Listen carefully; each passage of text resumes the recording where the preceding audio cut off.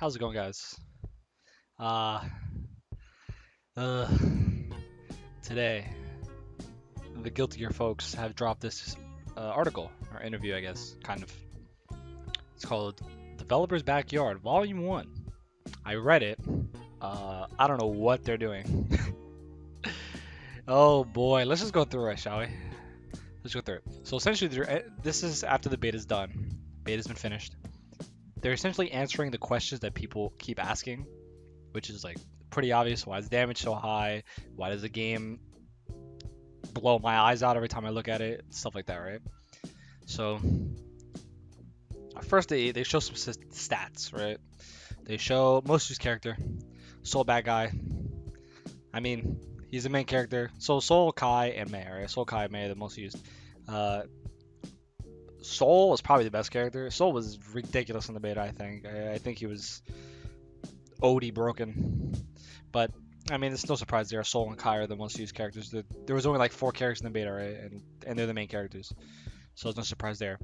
What was also interesting, they have the most requested characters. They've had results from that from the survey. I'm not gonna read through everybody's, but essentially it's pretty similar. For North America, Europe, and Asia, not Japan, it was Baiken, Johnny, Dizzy, all in that order for all 3. For Japan, it's Bridget, Ram, but Dizzy's 4th. Japan has a little bit slightly different results than North America, but I'm gonna put a link in the description for this article if you want to see the whole list. But yeah, they're pretty similar overall for like what people want for characters. If I were to pick, I'd probably pick Baiken or the Soul Anji. It's probably my top 3 that I want in the game. But let's get to the juicy stuff right here. So here are the evaluations of the Strive beta. So they've had a 1 to 5 rating on what people rate stuff. So battle system 3.7, visuals 5. Yeah, characters look great. There's no argument there. The characters look great. Animations for characters, yeah, they look great.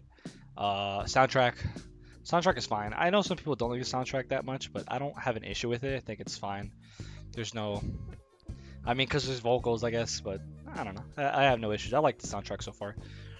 Online lobbies 1.7. Yeah, that is probably the worst online lobby I've ever seen in a fighting game. I'm not even exaggerating. That lobby was so unplayable. But we'll get to that point. User interface 2. Yeah, also really bad. Online matches a 3. It kind of goes hand in hand with the lobby. The connection issues were terrible, and also using delay-based netcode. But they're gonna have rollback in the final game. Hopefully, you never know what ARC is, but that's what they said so far. So anyway, all right. Here they're answering some concerns. All right. They're basically just saying like this is what we wanted. Obviously, this is something new. We want to create something new for Guilty Gear. It's not tied to the previous titles. But let's go to the actual question. So about the gameplay. Concern: the damage is too high. Yeah, the damage is absurd. I don't know why the damage was so high in the beta. Ishiwatari, this is his answer. A central idea behind this title is that you can deal big damage without memorizing long combos as we required in previous games. Okay. Katano? We made the damage extreme in the beta test to get the idea across. Before the game's release, we'll adjust it carefully by looking at the player feedback and match results. Yeah, the damage is way too high. It's absurd. But it kind of goes into the next question they answer, which is why the damage is so high, but I don't agree. I don't think the damage should be that high. It's like the matches go way too fast. If somebody hits you with some crazy counter hit combo, you just die. Like that's gonna get old really fast, I think. Concerns: there are fewer Gatlings and combo routes. This answer is great. I love this one. In previous Guilty Gear titles, players could cancel many normals into their combo parts with relative freedom. In Guilty Gear Strive, we made restrictions on this so that it's more difficult to combo into damaging moves from fast, small, normal moves. Okay.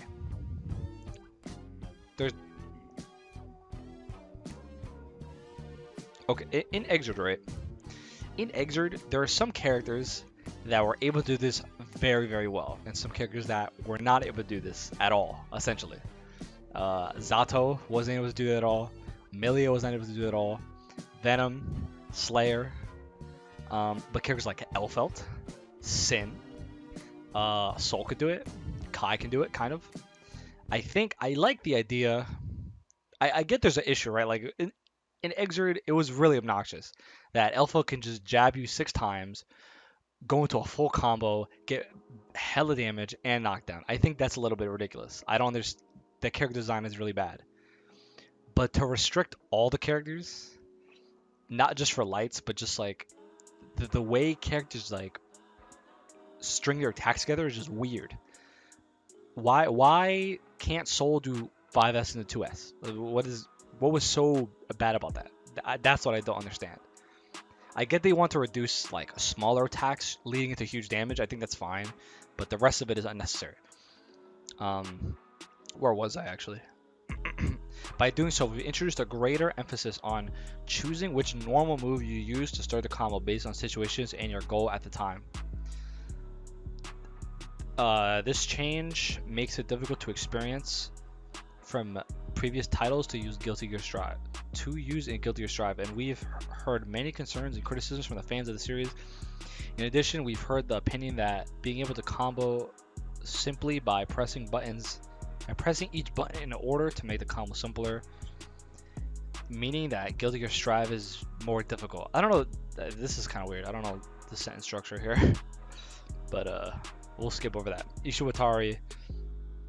One important concept of this game is placing greater importance on choosing your moves based on the current situation. I do think it's more difficult in the sense that muscle memory won't really work, but there should be fewer mechanics for newer players to learn before they can enjoy playing matches.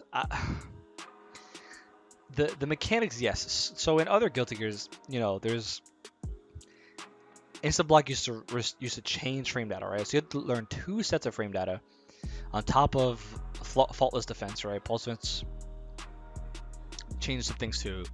You had an RC system that was a little bit more complex. Even like later back, right? Like FRC and other stuff like that. That's even harder to deal with compared to Exord. I get you want to change some mechanics. That's fair. I think some mechanics you can do without. I'm fine with being instant blocking not changing frame data. I think that's fine. I think getting rid of Blitz entirely is fine. I think changing the RC to make it a little more refined is a good thing. I think the RC system in Strive is pretty good right now. I don't have any issues with that. But they think about it like in such a dumb way. Like I don't know, the way they talk about it is just so strange. Like newer players. How about you just make it for all players? Like nobody wants to deal with Blitz. I don't think anyone wants to deal with Blitz from any level or YRC. I don't think anyone who played Exord thought YRC was a good idea, and they got rid of that, and that's good, right? But I don't know, the way they think about it is just I don't know. It's not a good mindset. If we think of it in terms of either the game being simpler to play in training mode or simpler to play in a match, I would say the Guilty Gear Strive values the latter more. Again, I don't know what does that mean. Like what? How does that answer the question of fewer gatlings? Like you want to make the game, the match easier, but training mode, I don't know. I don't know what they're talking about. In development, we've worked with the concept of making the choice and the timing of each and every move important in order to create room for invention and technical challenge for advanced players while shortening the length of combos and block strings. Naturally, we are continually adjusting what moves combo into what by looking at the game from various viewpoints. This goes for not only Gatlings but follow-up moves and combos in general as well. Also, we are planning to further increase the level of freedom with combos compared to the previous entry in the series. While they may seem contradictory to the reducing length in combos and restrictions of Gatling, I believe we can make this happen through a combination of other mechanics. Alright, we'll see how that goes. Even in the closed beta test, there were many combo routes available. Unfortunately, however, only a limited number of routes were effective due to the extreme damage. Our goal in moving forward with development, including our work on overall game balance is to make a game with where each player can have distinctive play style. I can't read today, I'm sorry. Um, yeah, that was a problem because the damage is so high. Nobody's gonna do these intricate gatlings when I can just hit you once and do Bandit Bringer 5 times and then just hit you in the wall and then you go, whoa, and you just fly around, right? Like nobody, you have to understand in a fighting game, there's always gonna be combos that are gonna be they're bread and butter. People are gonna do these combos, and if you have all these intricate combos, but like, who cares when I can just do the same thing over and over and over again because the damage is so high? Why am I gonna pick other stuff? You have to give me incentives to do these other combos, or like, I don't know. It just comes back to the damage. I think the damage is too high. Like, why would I do other stuff when I can just get max damage, max corner carry, break the wall if I want to, don't break the wall if I don't want to. All right, concern. 3D movements disrupt the game pace. Yeah, this is a problem. There's way too much movement on the camera. I think the camera is like the way too jarring. Ishwatara, compared to Arc System Works' previous titles, in this game we're trying out more daring 3D movement. We've heard some players say the movement gives them motion sickness. I never had motion sickness, but I can see it give you motion sickness. I just thought like I got a headache looking at it too because it's just like I don't know. It's just very very weird. While we're working on improving this so that more players can enjoy the game without necessary stress, with unnecessary stress. It's a oh my god, what are they doing? It's a fighting game. At every level, you're gonna be. That's the fun of it, that you're stressed out. From the level of the very top, where you're both playing very intricate neutral. You wanna. It's tournament point, right? You want to make the best decision so you can hit them, but not get hit by some crazy starter, so you don't lose your whole life bar, right? Like to people just mashing the buttons, right? It's always stressful. There's always some level of stress in a fighting game because it's a 1v1 thing that you're trying to win against your friend or whatever, right? Like why is that a concern? Why are they focusing? Why is that even a point to bring up? So that more players can enjoy the game without unnecessary stress. I don't know. I I'd like to continue with this idea of challenging ourselves to include new camera work like never before. As of now, we're looking into making this work in a balanced way as a team. Yeah, they need to fix the camera angles. They're stupid. No one cares. Like, no one wants these ridiculous camera angles. We've also heard concerns that some camera work, such as the effect on counter hit, impacts the game pace, player inputs, and visibility. Yeah, counter hits. The slowdown is too much. The giant numbers is too much, and the camera angle is too much. I don't need to. I can visibly tell from other fighting games when I get a counter hit or not. It's not that hard. Like, even for beginners, so let's say you get a counter hit combo. Let's say any fighting game, right? In the beginning, when you're learning a game, even for someone like me who's very experienced in fighting games, I'm not gonna hit the counter hit combo every single time. I have to get used to it. But it's like all levels of play. Like, you don't have to make the combo counter so gigantic to know. Like, it's so unnecessary. It's not a problem. Beginners don't have that problem. Everyone has that problem when they're learning a game. They get used to it, and then they start learning counter hit routes, and they start looking. They start like getting used to the game more, and they're like, oh, I got a counter hit. Here's my counter hit combo. Or like, oh, I didn't get a counter hit. Here's my normal combo. All right. Concerns: the user interface during matches. Oh boy. Risk gauge. Oh, so they're basically explaining risk gauge. So like, if you didn't play the beta, right? The risk gauge. You see this tiny corner where my mouse is? This risk gauge is so small. It's so tiny. It was even worse before they changed the UI, but it's still way too small. I can't tell when I have risk gauge buildup. I like to explain our ideas behind the user interface during matches, which is quite different in this game. We made it so that the burst icon moves as the health bar drains in order to minimize the amount of eye movement required to check the gauge. Damn, thanks ArcSys. I didn't know I had trouble looking at the screen. Thanks for telling me I had trouble looking at the screen. Yeah, no one has trouble looking at a screen in a fighting game. It's the most it's like the in any genre of gaming. Fighting game UI is so good, right? It's so good. It's so easy to read. Anybody could look at a UI in a fighting game and tell what's happening. They might not know what the intricacies of the mechanics do, but you could see what a health bar is. You could see what the resources are, even if you didn't know what they do exactly. It's very easy. I don't know why. I don't know. Arxis had to tell me I had a problem looking at the screen. We've intentionally made the risk gauge less visible to reduce the amount of gauges that first-time players have to be aware. Thanks, Arxis. I didn't know new players had trouble understanding what the mechanics do. So we gotta hide. We have to hide it from them. We can't let them worry about that too much. It might put too much stress on people. It might be too stressful for players if they see all these things, right? I'm about to have a stroke. It's like, oh my god, bro.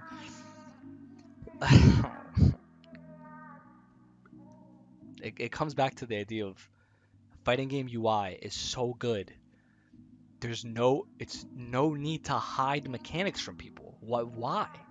Have you seen League of Legends? Have you seen any other game? Have you seen a MOBA? Have you seen an MMO?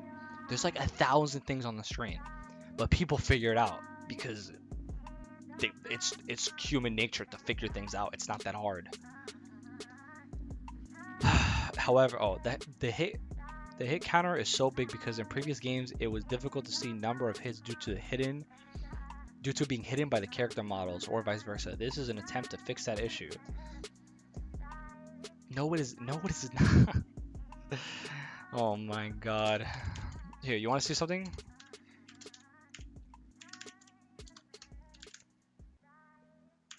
Here, look. You ready? Look. Here's a basic example. This is Marvel. I'm trying to find Marvel 3 though. I need like a Marvel 3 one. Oh, are you serious? Is it gonna have every game but Marvel 3? I wasn't ready for this example, to be honest. I'm kind of spitballing here. Oh, right here. Look. Look how hard is this? How hard is this to understand? Look, you see there's one character, there's 3 characters on the screen, right? You can see 3 icons. There's 5. It's level 5. I guess this is resources, right? Let's say I don't know what fighting games are. Oh, these are the resources, I guess. He has 5 stocks or whatever some new person who doesn't know fighting games just pictures in their head. And look, there's 5 hits. There's 5 hits on the screen. This is so hard to look. Look how hard this is to see. This image is like, look at this quality. This is like a 144p image, and I can still see it very clearly. It's not that hard. Let's look at Guilty Gear, huh? Let's look at it here. Oops. Here, Guilty Gear Strive. Let's find a. Oh, this is a fixed version, right? Look at all these people that are trying to fix their own game for them. Let me do. Yeah, counter hit. Oh my god. I need the good picture. Yeah. This is easier. You see, look at this. Isn't this easier compared to the photo I just showed you? The Marvel one is so I can't tell what's happening. This is the pinnacle of a fighting game UI. Strive lobbies. Oh boy. Our plan during development, as with the rest of the game, is to create something entirely new for online modes. Okay, before we go into this, I don't have a problem with the online lobby looking the way it looks, for the most part. I mean, like, aesthetically. I don't care that it's like a pixel lobby. I don't really care.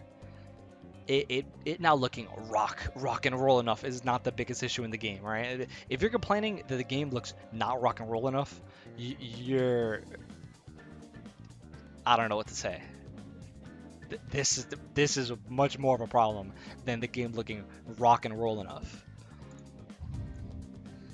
However, we ran into many bugs. Oh yeah, there's oof, the bugs, man. I think I played like 5 matches in total, maybe like 5 or 6. I just gave up. You can't connect. I think a lot of people gave up. I know Maximilian gave up too. He couldn't connect to a person. It was impossible. We're working on able to fix, yeah. So I mean, there's no defending that there. They need to fix the bugs. It was really bad. All right, design.